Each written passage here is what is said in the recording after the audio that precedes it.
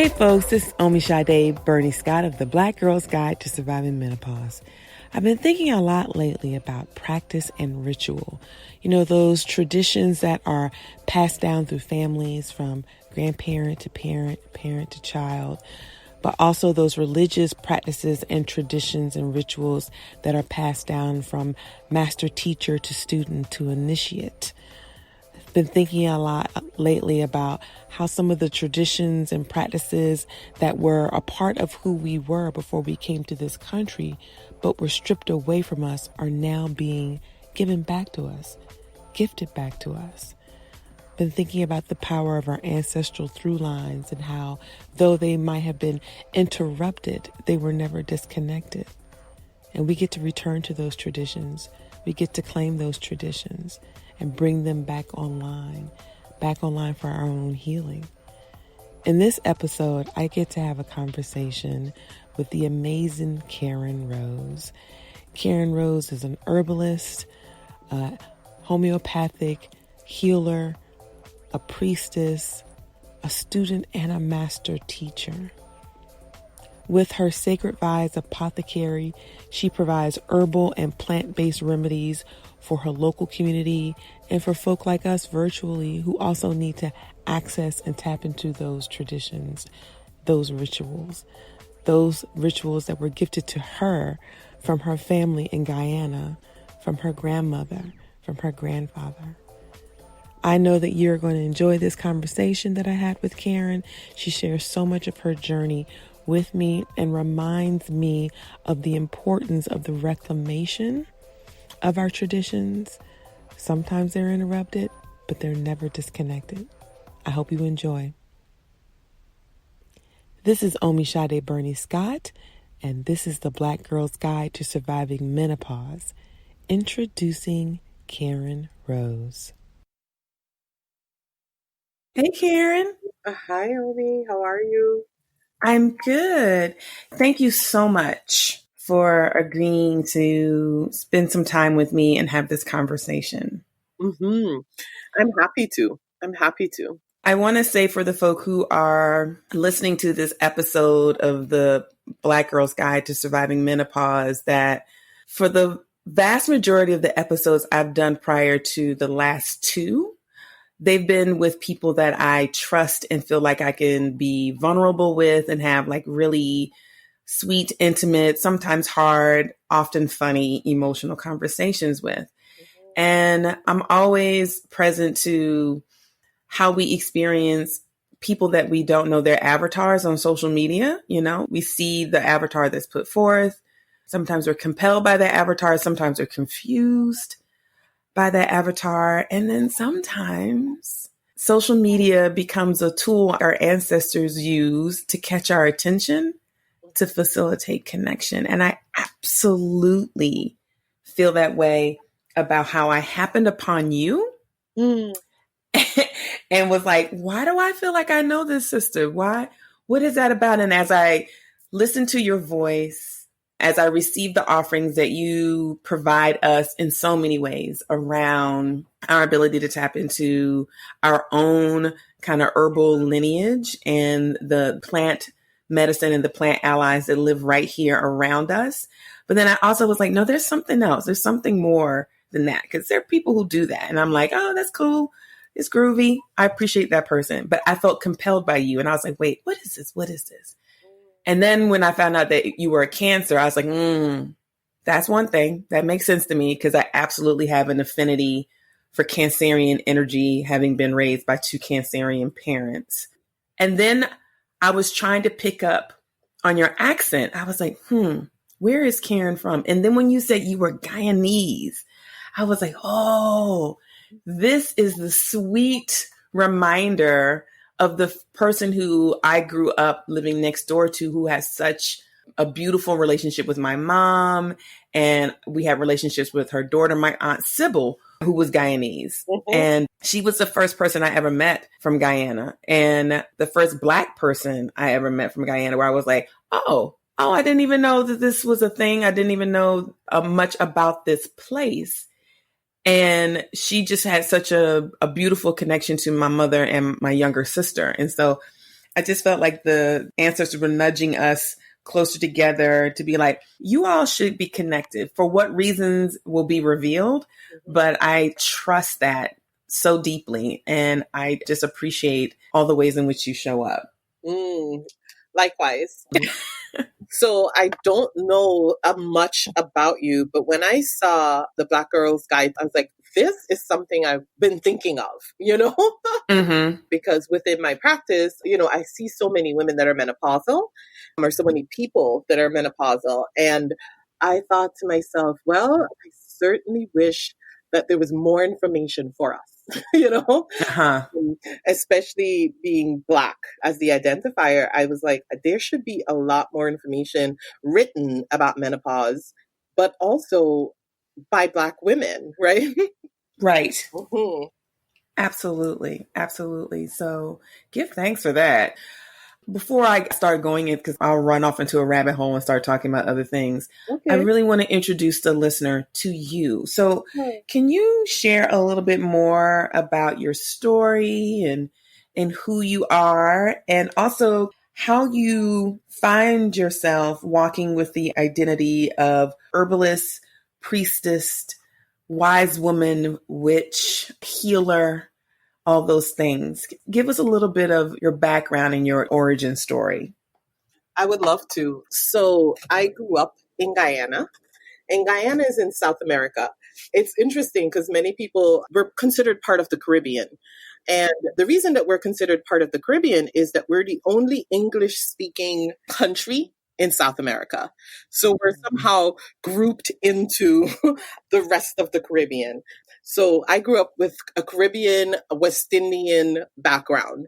And because of that heritage or that lineage, it influences everything I do, right? So Mm-hmm. when people talk about my identity, I often say, well, my identity is this Caribbean West Indian person. And then on top of that, all the other identities that I have. But I think that that has influenced me because the work that I do is directly related to this background. So if I didn't have Caribbean grandparents who were teaching me how to make medicine at a young age, I would have never been able to bring this forward now into my work. Hmm. We immigrated as a family to the US when I was 14. And so part of my identity is also to call myself a Brooklynite because from Mm-hmm. 14 on to my adult years, I lived here in Brooklyn in another Caribbean community, Flatbush. And so that's definitely a large part of my growth is also being here from this community. Mm-hmm. You know, what's interesting about the Brooklyn connection as well, which I didn't even think about that. And my family has been in North Carolina, both sides of my family, my mother and my father, for about 7 generations. And on both sides of my family, each cousins, aunties, all made that migration from the South to Brooklyn at some point. And so they lived in Bed-Stuy. They lived in Flatbush. I had an auntie who lived off of Empire Boulevard. I had an auntie and uncles who lived off of Quincy Street and Sterling Place and Bed-Stuy. And we would spend summers in Brooklyn. Yeah. So if school let out on June 5th, on June 7th, we were in the car with our parents driving to Brooklyn, and they were like, we will see you at the end of the summer. And we would split our time. At that time, we were actually living in Prince George's County, Maryland. We would split our summers in half between Brooklyn and North Carolina. And Brooklyn is where I had my first Italian ice. Brooklyn is where I had my first bagel and lox. Brooklyn is where I had my first Caribbean food, brown stew chicken and jerk chicken and roti. Brooklyn is where I think I had my first egg roll and went to my first block party. Yes. What you're describing is quintessential Brooklyn summer. Like, this is the best time to be in Brooklyn is in the summer, right? Because everyone plays on the street till the street light go out. Mm-hmm. Everyone's out. And in those times, I could have only imagined the beauty of Bed-Stuy and hanging out in the street, Black Bed-Stuy. It was great. It was absolutely great. And it was funny because every summer, even though my sister and I knew the folk who lived in the neighborhood around my aunts and uncles, it was almost like a rites of passage every summer to come back and reprove your worth or your grit. They were like, oh, here go these country girls again coming up here. And one of the lines of demarcation was double Dutch. Yes. Yes, I could only see that. You know, your story reminds me so much.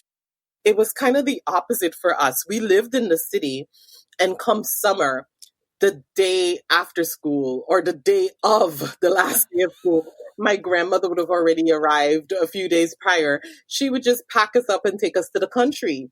And my sister and I, and going home to the country in Essequibo, where I was born, going back with her to that house was the highlight of our summers because we got sun free.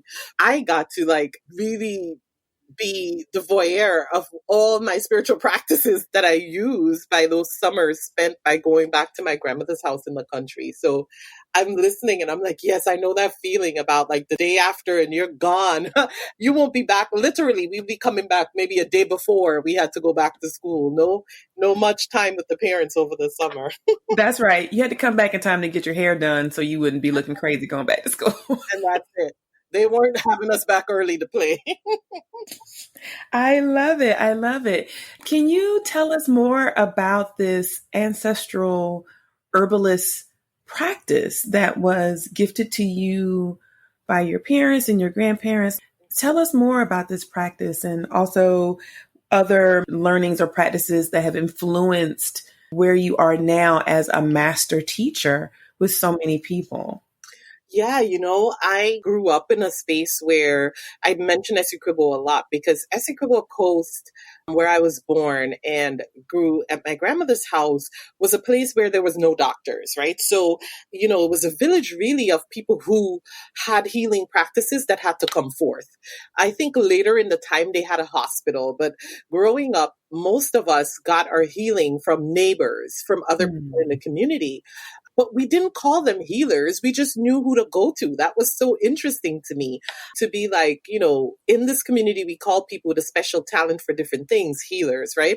But in that community, it was just uncle this or auntie that. So in this community had settled a lot of indigenous people. There were people who were enslaved that were now free, the Black folks. There were also people who had come to the Caribbean to work as indentured servants. So there was a large population of Indians. There was a large population of Chinese. So on this coast, it was very diverse. And all those people brought their healing practices with them. My grandmother was Chinese and Black. She was Chinese and African from Ghana. And my grandma had a lot of healing skills that she got from both of her parents. But one of the things that my grandmother did was to utilize plant medicine all the time. My grandmother didn't say she was an herbalist, but she was constantly feeding us plant medicine, constantly using plant medicine if we were sick, and constantly recommending plant medicine to other people who were also not feeling well. It was just such normalcy that I didn't think of my grandmother as anything other than my grandmother. She was also a seamstress, right, who sewed other people's clothes, but that's just who Granny was, right? So never looked beyond that. As I got older and I started to utilize plant medicine and watch my grandmother utilize plant medicine, I realized I had a love of plants. My sisters would tease me because from morning I was in the trees and I wouldn't come down until it was lunchtime. And then I would be back up in a tree. And when I was in a tree, I was constantly talking to spirits and in communication with things that were unseen, right? And so my grandmother used to say it's there's a superstition or I hate to call things superstition. First of all, there's a belief that at 12 o'clock p.m. that as a child, you shouldn't be in the tree because there's spirits that come out at noon. So my grandmother would lean out the window and said, girl, get out of that tree. It's 12 o'clock, you know? So that's how I would like return to myself and get out the tree at 12 o'clock. And then in the afternoon, like go back and eat fruits and hang out with the trees. But I was always looking for a space where I could get really quiet and I could just be with plants. And I didn't know what that would grow into. I didn't even know what part of me that was, but I would isolate a lot. I had two sisters and one brother, so I had three siblings, but they would go off and do their own thing. And I was always this kid who was very different and would isolate a lot. And so they thought I don't know if they thought I was lonely, but I definitely wasn't because Mm-hmm. my mom would say, "Oh, she's over there having a whole conversation." And literally, and the plants were a huge part of my friends and the spirits that taught me about plants. So a lot of my learning happened then. Later in my life, I came to find out that my father's father, my grandfather, Joshua, was also a medicine person. So my grandfather, Joshua, did a lot of spiritual healing. He was a rice farmer and a balata bleeder and was someone who was very in touch with nature and had a strong practice around working with people to remove spirits from them or working with people to heal them from like injuries or snake bites or things like that. So my grandfather Joshua had also a deep connected lineage to spiritual healing. And I'm realizing that he's one of my primary guides in this work. He guides me a lot in my work here with others.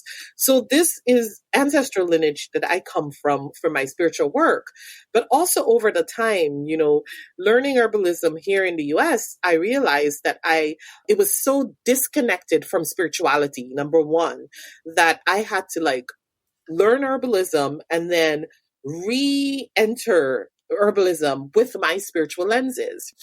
And at that time, when I learned herbalism about 20 something years ago, Lauren's 23, and I learned herbalism around the time that she was born, I realized that they did not celebrate ancestral knowledge. Like the herbalists that I was in community with or around, which were primarily white herbalists, did not celebrate community, indigenous knowledge, or knowledge outside the white framework of learning, the colonized framework of learning. So they couldn't really put their finger on me, like, what is she doing or how is she doing it or how is she getting this knowledge? Like there was no way to really identify that for them because their knowledge were coming from books that chose to basically take indigenous people's information and then whiten it, right? And so they couldn't connect the indigenous information coming directly for some reason. It was like a stretch for them.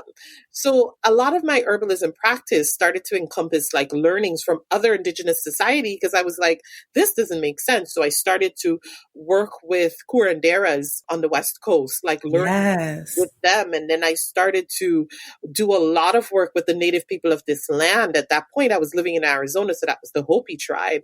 And then I started to travel throughout the Caribbean and learn more about Caribbean spiritual, indigenous spiritual, African spiritual practices, and also the plants that went along with them in my search to connect this knowledge to spirituality. And so I've been able to do that.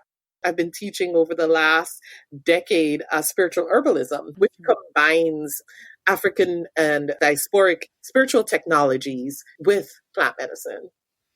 Oh, this is so beautiful. I really resonate with the colonization of indigenous healing practices and then being repackaged and sold back to folk, which make it inaccessible, right? We know why so many of those practices were separated from us. I think about how in Eastern North Carolina, there were people who absolutely were engaged in what we would consider hoodoo practices, right?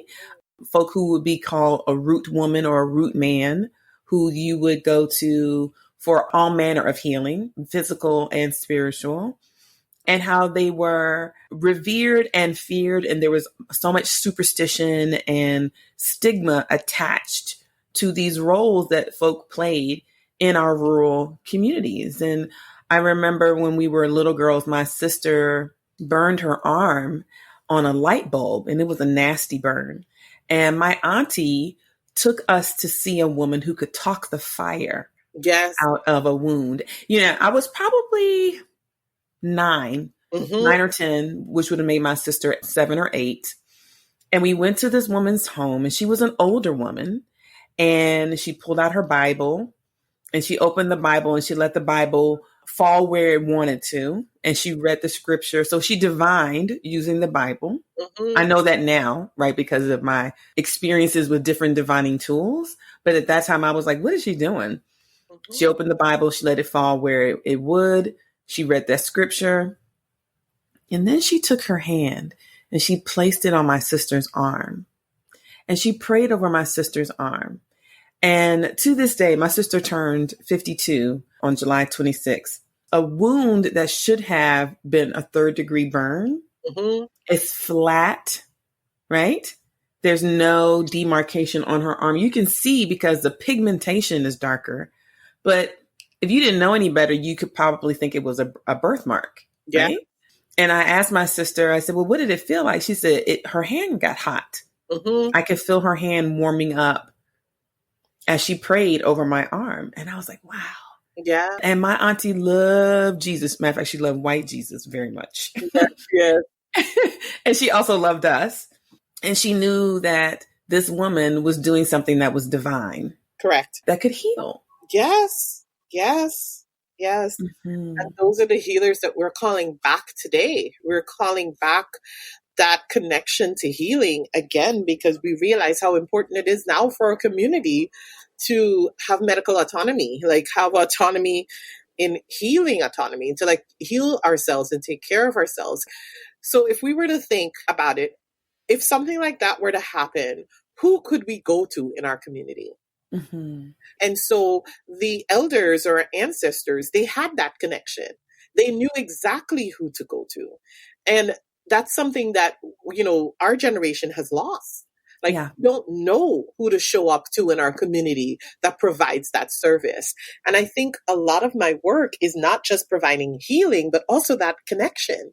So many people that come in to the shop and to the apothecary, that's what they want, is that connection and saying, well, if you can't do it, who can we go to? Right. And I think of myself of someone who wants to get to know all of these healers like this woman that exists in our community so that my community can receive the healing that they need. Can you share a little more? It sounds like your journey here in the U.S. In deepening the healing practice that was gifted to you by your grandparents started when your kids were little. Can you tell us a little bit more about what that experience was like for you, and then how that led you to creating the Sacred Botanica and the Sacred Vibes Apothecary? And I want to say one thing before you say that. Last weekend, I was so appreciative of the online class that you made available to folk to tap into plant-based medicine and healing. I attended the one around grief and resilience because of the role that I am tending to play with people around death and dying. I really wanted to be able to also offer some additional herbal remedies that folk might make available to themselves. And it was really beautifully done. And I so appreciated the sisters who shared their knowledge around roses and hawthorn and oat straw and mullein. And I was like, oh, yes, I remember my mother speaking of mullein and how they made mullein tea when they were little girls living in Eastern North Carolina. So some of this practice is also around memory, right? And remembering. So much. Yeah. But I would love to hear like what this trajectory has been like for you when you were a younger woman and a younger mom, and now how you see your practice evolving, where you are currently and then the age you are right now. It's super interesting question to ask. So, you know, when you first come to any country, well, as immigrants come into a country, right, you kind of unlearn your practices in order to fit in, right? So to feel integrated into this culture, we abandoned a lot of our practice. So my mom was like, listen, you're going to go assimilation, you go to school, you get health insurance, you know, all of these things happened. But then I moved away to the West Coast and I had my daughter, I had Lauren. And Lauren had gotten sick and she had an ear infection. You know, I went to the doctor and the first set of antibiotics didn't heal the ear infection. And I went back to them and I said, why didn't it heal? And they were like, we don't know, but here's another set. And it just couldn't sit right with me because she was 18 months old. And I was like, there has to be something else. Like my grandmother would never give us antibiotics and be like, you know, that's it. Mm-hmm. So I called my grandmother and I was like, well, what plant should I use? And my grandmother at that time still was living in Guyana. And so she's telling me about all these plants in Guyana. And I'm like, oh gosh, I'm like, "Yeah, I'm in Arizona. This is the desert Right. and you're on the equator. Totally different, Different access, different access. Exactly. So at that point, I said, I need to learn the herbs that exist here. And I started to go study the herbalism there. So my children have always been a part of my herbal journey. So Lauren was little while I was in herb school, studying and learning. And Zion came along just as I was finished learning herb school. And I had opened my business in Arizona. I had an herbal business in Arizona. So I was working then. But my partner that I was with at that time, and I had this huge break up. Then, I thought my rest of my life would be here. So it was like a huge heartbreak. And I packed up and I came back to New York. When I came back to New York, I wanted to go back to doing herbal work and providing for my community, but I couldn't. I needed to take care of my children. So a lot of times, women especially come to me and they say, how did you do it? How did you open this business? The thing for me is like, I held on to that dream, even though I had to work in a secular corporate environment. Mm-hmm. So for me, it was like, even though I went back to work in a corporate environment, every day there, I kept dreaming about the time that I would be able to open my own business again. So what that looked like is, I would go to work and then I would spend my evenings dreaming my business. And then I started to teach herbalism workshops on the weekend. And I started to make products even while I was working with 2 children. For people who were like, oh, help us with this or that was going on. And most of my customers came from work. At work, they were like, whatever's happening, go see Karen. She'll make something for you. I became, known. Here I was working in a corporate environment and people would stop by and be like, you have anything for stress? That's right. That's right. Yeah. They knew. Exactly, they knew. Exactly. I have this thing going on. And then, I got pregnant again. I had my 3rd baby, Shiloh. And at that moment, I was like, I don't know if I really want to go back to work after having Shiloh. Even though I had no financial, I was like, I'm just coming off of maternity leave. So how do I make this work? Well, I told myself, Karen, go back to work for 6 months. And I went back to work for 6 months and I saved.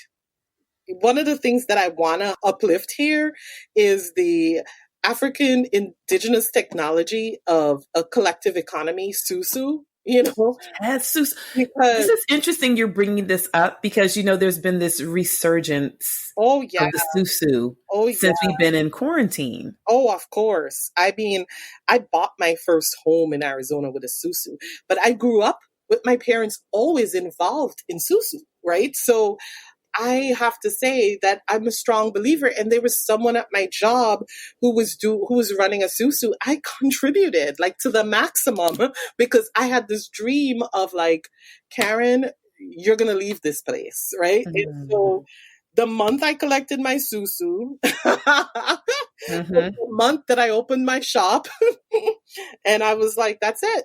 And the process behind that also is, and I talk about this, that some prayers are supposed to be held only for you. So I did not tell a lot of people about this because I knew that doubt couldn't enter.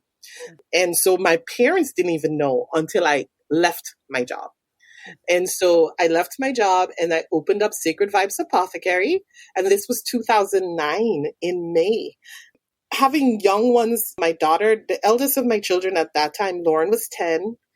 And I had a baby, he was probably like, I think Shy was about 13 months. And I just went to work. I took my baby with me to work. My mom would watch him sometimes. His dad would watch him sometimes, but he pretty much grew up in the shop. All of my children grew up in that shop. Just the other day, I was talking to Lauren and she said to me, Mom, she was reading about the 4-hour work week and we started to laugh. And I was like, I think this was written by a white man. And she's like, yes, it is. Yeah, because, and she said, I said, Ren, remember when I started the business, I worked 6 hours a day, 6 days a week. And she said, Mom, I know. I was there when you were working 6 days a week. She's like, the only way we could see you was like coming to the shop. Mm-hmm. I think that a lot of the sacrifices that were made was around family. Like my family knew where I was going to be. So I had to create an environment in my shop that was very family oriented because I had my children with me. And I love that because I think that was a big part of why Sacred Vibes Apothecary feels so much like a community, because people always saw a community in there. They knew they could bring their kids. They knew they could bring their parents, aunt, uncle. They knew they could bring people with them to that space, and we would just all be in conversation. My kids would go off with their kids and play while were talking to me about herbs and healing and what was beneficial. And I'm glad it started that way because it made it easier to maintain. Mm-hmm. I think that is a beautiful reminder for us that you do what you need to do so you can do what you want to do, right? And then this resurgence of the susu for folk who have not been familiar with susus or experiencing susus for the first time as this beautiful mutual aid, reciprocal relationship where people invest in each other and then are the beneficiaries of this investment. And it can really help you manifest the things you want to do. And I also want to be clear, there are folk who are like, susus are very different from pyramid schemes. Absolutely. So yes, absolutely. I want to name that. Do your research well. And the key to a susu is doing it with people that are in your community that you're in touch with all the time. So this is not about doing it with strangers. This is really about doing it with the people that you know. It's a way that you can economically support people in your community. I'm so glad you said that. I do want to talk a little bit before I ask you some more specific questions about yourself, about some of the things that you have come to offer herbally around menopause. So, when I started this podcast, I started it because I really wanted to center the voices and the stories of Black women and femmes, or even, non-binary folk who are experiencing aging and menopause, to talk about their journeys, because our journeys are so rich. I definitely believe in the power, the healing power of bearing witness to someone else's story and to being able to tell your story. And I've had so many people reach out to me, Karen, to ask me around what can they do holistically, medically, to support themselves with this change. And I have to always put the caveat out there as like, I am not a medical professional. I am not what I would consider a healer in that regard, a holistic healer, or someone who works with Eastern medicine or plant-based medicine in that way that I could say, here, tell me more about what's happening with you. Here are my suggestions or recommendations. My offering from my altar is the gift of voice. My offering is the gift of story and connection. I want to connect people with the other people who are part of this collective journey that we all, God willing, will experience, which is aging. Mm-hmm. And so I had a conversation with a couple of girlfriends around sex and sensuality and intimacy and what might be some physical or emotional barriers to that. I said, well, I'm going to ask Karen your opinions around not only remedies that might assist people with opening their heart space up and also opening themselves up, I guess, addressing any challenges or barriers they may have, both emotionally and physically, to intimacy. And also, some folks just really basically want to know, well, what do I need to do around vaginal dryness and hot flashes? Mm-hmm. Yeah. As I said when I was starting this, one of the things that I started to realize quickly about menopause is there's just not enough information. Mm-hmm. And that is a result of a patriarchal culture, right? Accessing information, and also a culture that stigmatizes aging, right? So, of course, like an aging woman has no value within the culture that we live in, within a colonized culture, especially if we've sidelined matriarchal cultures. So here we are. And in this culture, and so when people would come in, I would want to refer them to books that they could look at that talked about menopause. And menopause, not only from a physical standpoint, but also from an emotional and spiritual standpoint. Mm-hmm. Beyond that, the experience of Black folks going through menopause is further layered because of many different issues. One of the issues being poverty and lack of access, right? So I see many times the experiences of menopause that we have to lean on is what we've learned from our white counterparts. And a lot of our white counterparts have money to help them manage menopause, right? So they're going to like hormone replacement therapy and hormonal doctors and getting injections and all of the things that is not accessible to us in the way that it's accessible to our counterparts that exist and may also be going through menopause, right? So I want to point that out first. So when people come to the apothecary without this access, I have to then think of different ways in which we could support each other through menopause. And it's not going to be found on the TV from women who have a lot more money, right? So one of the things that constantly come up is, I know my hormones are changing. I am feeling my hormones change inside of my body. What can I do? So ways that people feel their hormones change inside of their body is by hot flashes, right, or by lack of libido, or by vaginal dryness, or by changes on their skin, right? Their skin feel different. Many of these feel symptomatic. A lot of the changes that we're going through with our hormones. So the first thing that I start to think about is, okay, how do we balance the hormones out, right? And herbs that I like to use for balancing hormones out in menopause are Vitex. And Vitex is great if you're not on birth control. I also love Shatavari and Maca. Maca is really beautiful. Maca and Shatavari is really beautiful because it helps to balance the hormones out, but it also helps with libido. And it also helps with stress. So as your hormones are balanced, then your libido gets stronger. And also maca is like a superfood and it gives you energy and helps with stress. So it's one of my favorite blends. And we have it at our apothecary and we call it Hormonal Harmony. And it's a blend of Shatavari and maca. Also, I mentioned Vitex before. That is a hormonal balancer. It helps with the progesterone and the estrogen cycle. I also love Damiana. Damiana is this great herb that is balancing to our libido. Again, it helps the sex drive. So it's a fiery kind of herb. So it gets the desire, the fire in us relit. Damiana. I love oat straw for vaginal dryness. You would drink oat straw internally for vaginal dryness. And for hot flashes, we have a tea that's called Cool Flash, that it has Damiana, has oat straw, and has this herb that's called motherwort that I really love for like racing heart. And I love motherwort so much. Yes, it is great for that racing heart feeling and anxious tightness of chest that a lot of menopausal women encounter, anxiety, right?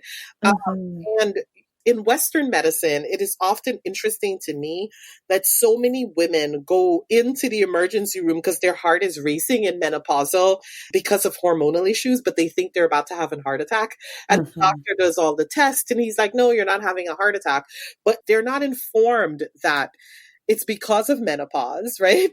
That their heart is racing and that there's other ways that we could work with it to balance your hormones so that this doesn't happen. I so appreciate that. Someone gifted me with a motherwort and they said it was like a hug and a tincture. It was like, and I was like, oh, this makes sense to me that it would be something that would be soothing and calming. And there's a sweetness to it that does like help your heart relax and calm down. Yes. And yeah. It's beautiful for the heart, and it's also really great for balancing your hormones. So it's also useful for hot flashes, and it's anti-anxiety, which, menopause brings its own anxiousness with it. It does. It does. I don't think that people realize all the different symptoms that kind of come online with that. I think that there have been recent studies that talk about the different experiences that we have as people of African descent and folk who are not melanated in their journey and how it manifests. Rage and anger is something also that I think is manifested through this menopausal portal, because I call menopause a portal. I was like, it is a portal of transformation from one state of being to another state of being. And one of the emotions that you can access and also learn from is anger as a part of menopause. Yes, isolation, loneliness. I appreciate that.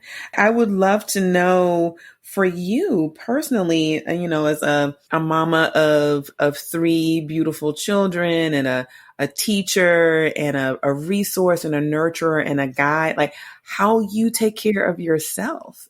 I tease about the archetype Cancerian mother is like, do they know how to nurture themselves? Because they nurture so many other people so well and so beautifully. And we used to clown our mom. We were like, you are actually going to be on your deathbed worried about whether or not we know there's a casserole in the freezer or that you picked up our dry cleaning for us. It was like, could you just rest yourself?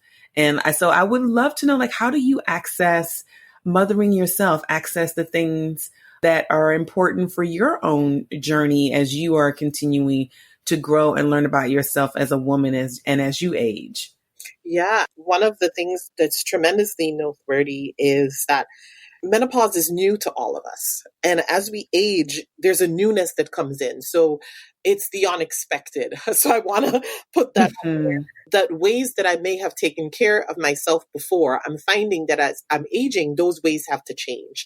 So I allow myself the opportunity to wake up a new person. I'm kind of like, okay, this is something that I did, and maybe this is something that I did, but how do I create a way that I can divert from that if I need to? So what I want to say is every day is a new experience with me. So every day I think of the things that could heal me now. So I wake up in the morning and oftentimes I'm like, okay, Karen, what is it that the body needs today? And not relying on like, oh, this is what the body needed yesterday, because that doesn't always help, me. So ways that I take care of myself is I would listen to what I'm needing. And then most of the times I have an herb at home that I could use for that. And I tend to do that. I tend to say, what does my body need for today to get through today? And what herb do I want to work with for that? A lot of times that shows up as the herb that I choose to work with is something that I may have dreamt about that my ancestors were talking about to me. And I'm able to do that. Another thing is, so let's say I'm working with hot flashes, and that's something that happens all the time ongoing. I try to create something that's easy for me to take because I'm moving around a lot. So I have Sacred Vibes Apothecary and I have Sacred Vibes Botanica, which are two businesses, my apprenticeship program and my children. So I'm always in the car going somewhere or doing something. So part of that is that my medicine also has to feel like it can travel with me. So I prepare tinctures. I will use tinctures often because tinctures are a great way to take your medicine with you when you're moving around. I try to end my evening with an herbal tea, because it's a great way for me to disconnect from all the day's work and just to find some time to myself. And that's my tea drinking at night. So I'll have my herbal tea at night, and then throughout the day, I'll have this tincture. But a large part of taking care of myself is also the ancestral work, maintaining my ancestral altar, talking to my ancestors, pulling them in to help me manage and care for my children and my businesses, and really relying on them, asking them questions, giving them opportunities to answer, telling them what's coming up and asking them to show up for me. So a large part of my self-care is also my spiritual work. Absolutely. I really appreciate that. And I love the reminder of the portability of the medicine, right? Like tapping into medicine that is portable. We have a saying here with an organization and a community of practice I'm a part of called Spirit House. We talk about altar in a bag. We're like, what's in your your altar in a bag? What are the things that you take with you wherever you go? And you pull out what's in your bag: tinctures, crystals, cleansing agents, books, tarot cards, all kinds of things. Like, what's in your bag? What's in your bag that is portable, that allows you to tap into that healing and that energy, no matter where you are, whether you're on an airplane or in a car or at the river, what's in your bag. And so I really appreciate the reminder of the portability of the medicine, and also that we can lean on our ancestors. I think so many people are very much now compelled by traditional African religion or indigenous practices. There's kind of this reclamation that's been happening for quite some time, but I think it's been amplified while we've been in this pandemic space. And I try to remind people that your spirit guides, the spirit guides that are divine manifestations in nature, whether you call them Orisha or Loa or whatever you may call them, they're available to everybody, right? Anybody can tap into river energy or ocean energy or mountain energy or earth energy. But your ancestors, they are you. They belong to you and you belong to them. You are a physical manifestation, an extension of that bloodline. And so the love that you tap into is different than the universal love or universal expression of divinity than you might tap into with a spirit guide. I agree. You know, my grandmothers were all entrepreneurs. My mother's mothers and her mothers, they all owned businesses in Guyana. And they were all women. It was a very matriarchal clan, and all these women owned businesses. So I constantly go to them and I'm like, listen, we got to figure out the ways in which I could be supported by this. How can there's something coming up for my business. I say to them, I need your help. I need your help, and I need you to help me with this because this is something that you've done before. That's right. And they're ready to help. They're so ready to help. They're so ready to help. So I have two more questions for you before we get ready to wrap up. One of them is, I'm really struck by the kind of the intergenerational nature of your apprentices and the classes that you offer for folk to be able to access. And so I'm wondering, what kind of intergenerational conversations do you think that we should be having with each other as it relates to our healing and our wellness and remembering the sacredness of who we are? Are there things that you would love for us or would offer for us to consider that's more, that actually that just falls into this intergenerational conversation that I'm hoping that folk will want to access? Are you asking specifically about how to bring together those apprentices? Or maybe what your experience has been, some of the gifts of having these intergenerational apprentices or the intergenerational spaces that you've curated and cultivated. Like, what do you think have been the benefits that basically could translate to things that exist outside of an apothecary, exist outside of a botanica, or exist outside of a herbalist training space? Yes, absolutely. So I'm a lover of elders. I love elders, right? I've learned so much. I was raised by my grandmother, and existing outside of colonized culture is something that creates that naturally in you, because most of our families outside of the US, and even in the US in the South, where a lot of our African values are still strong, is that we have extended families. Our grandparents live with us. Right? You have one big house and everybody lives together, right? Your cousin, your elderly, and so growing up in Guyana, there was no such things as nursing homes. So our elderly folks lived with us until they died. So for me, I was always in an intergenerational place, having grandma in our house. And so it felt quite naturally to extend that to our community. And I realized what a gift, because the folks that come in that are older to our apprenticeship teach us so much. Yes. They bring with them all these traditions and all these stories and all these remedies. And I'm not just speaking about plant remedies. I'm speaking about remedies they bring with them, right? Their own medicine they bring with them into the room. That we love having elders in class because we somehow navigate to them a lot, and we celebrate them. We celebrate them in our community because we realize what a gift we have. And they set us straight in maybe talking about something for 3 or 4 days. And then all of a sudden they say a sentence and we're straight. And in their way. And so we love that energy. And our conference, our Sacred Vibe Spiritual Herbalism Conference, that's once a year. We're on our 3rd year for that conference. That's happening in October. our conference always have elders in the room Mm-hmm. because we feel it's such an important part of our community.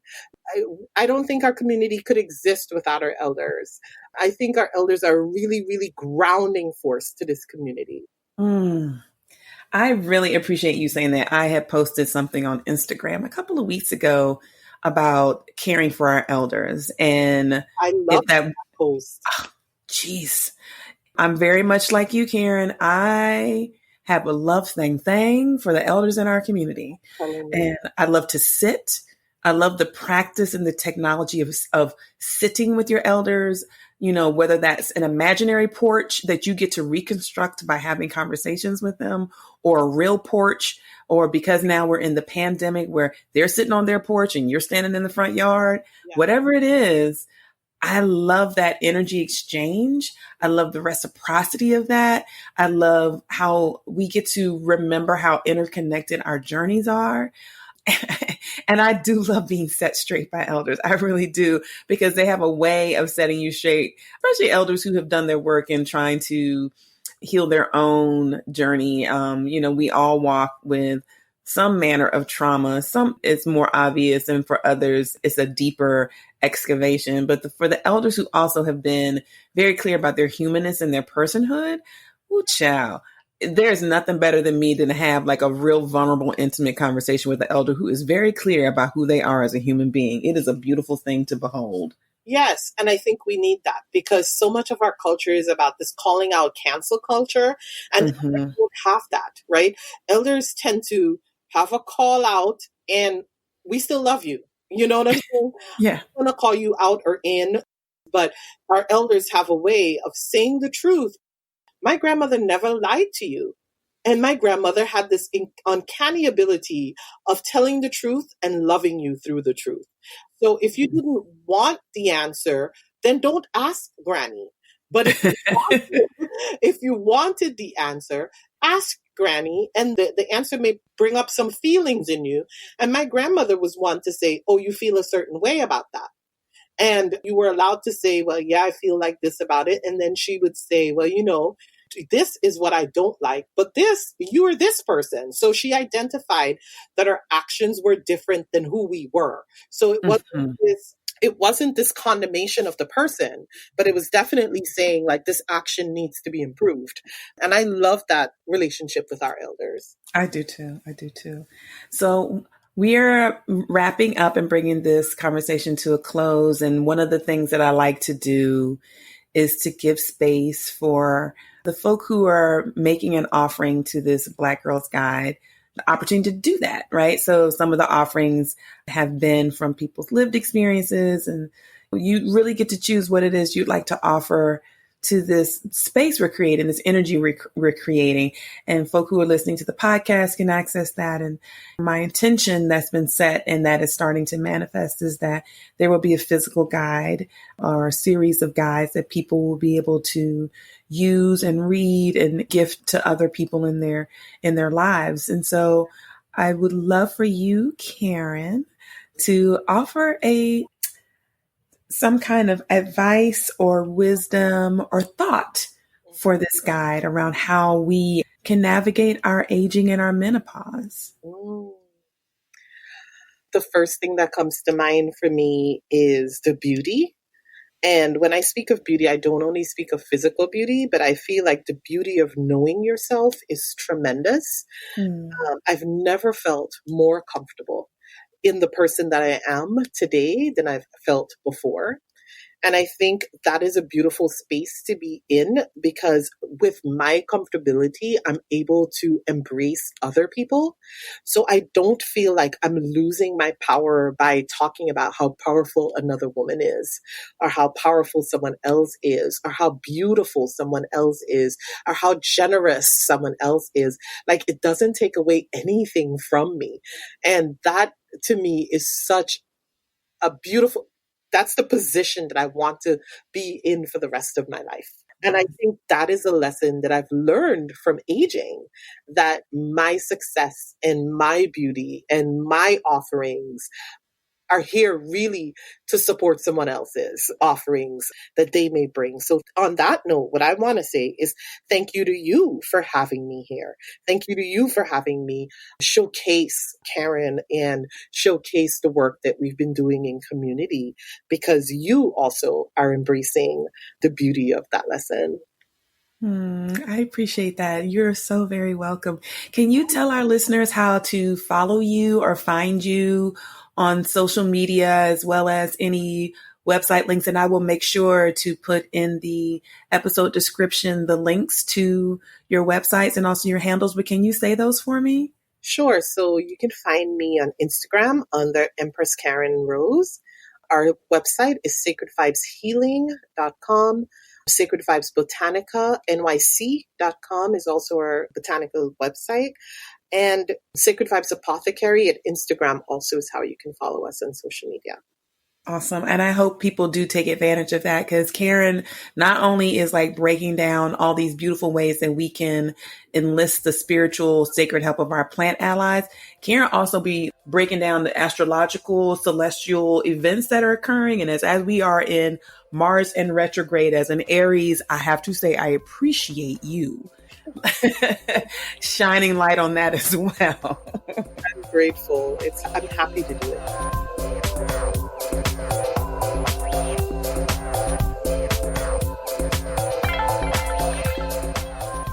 Hey folks, this is Omi Sade Bernie Scott of the Black Girl's Guide to Surviving Menopause. I hope you enjoyed this latest episode of the podcast. Don't forget to check out the information that's shared in the description of this podcast. That's where you can find out more information about Karen Rose and the Sacred Vibes Apothecary.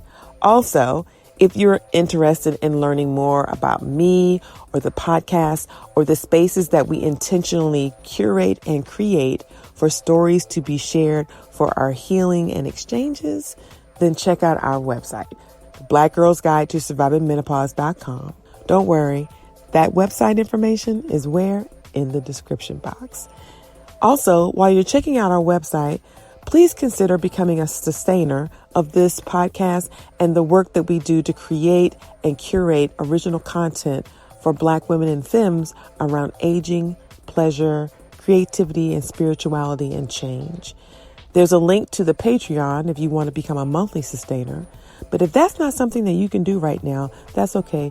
We also are definitely appreciative of one-time love offerings. And there's information with our payment handles in the description box about how you can make that love offering. Lastly, I want to remind folks to please register for our upcoming virtual event for the autumnal equinox. Seed to Harvest, an autumnal equinox offering, will take place on September the 22nd from 6:30 to 8:30 p.m. Eastern Standard Time. And guess who's going to be there? Karen Rose, along with so many other amazing individuals. We really hope you'll be able to join us. This will be a Zoom virtual event that will also be live streamed to our Facebook page. You don't want to miss this. Again, listener letters are something we want to hear from you. So if you have questions or suggestions or thoughts that you would like to provide, send them to our email address, decolonizingthecrone@gmail.com, and put in the subject line, listener letter. We really do want to hear from you. Thanks so much for listening and supporting and affirming this work that we are doing to create spaces to talk about aging and how Black women and femmes and gender non-binary folk are experiencing these changes. We look forward to seeing you again on the dark side of the moon.